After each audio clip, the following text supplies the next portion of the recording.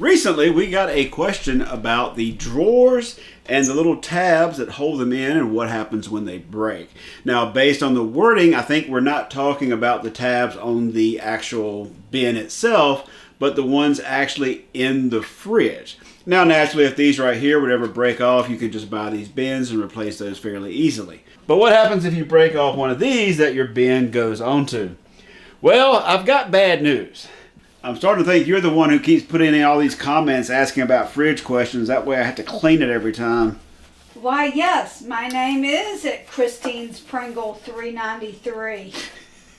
Basically, and this is one of the complaints people have about this fridge, is that this door is one unit. You cannot buy or replace anything other than really the gasket, maybe a hinge, a few of the little brackets that you mount it with. The entire door assembly is one unit. So if you break one of these off... Oh, he's going to do it, isn't he? Keep it simple. You can do it.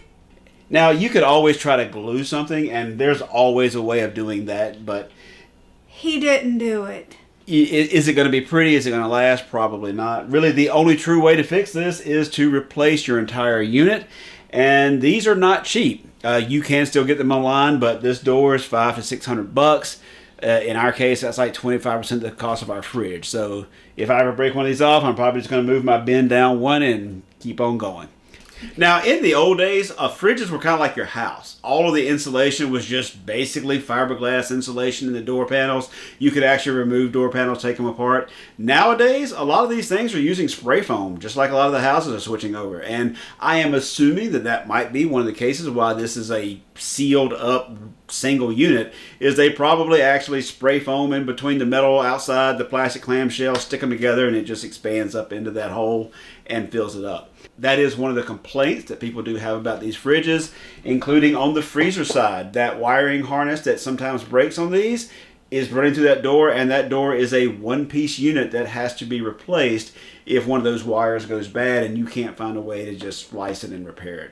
So unfortunately, if you do break one of those tabs on either your freezer or your fridge door and you want to get that fixed so that you can put your bin back to where it is, the only real option is to replace the entire unit. A few of the sites that I found this on, I'll go ahead and put these down here below.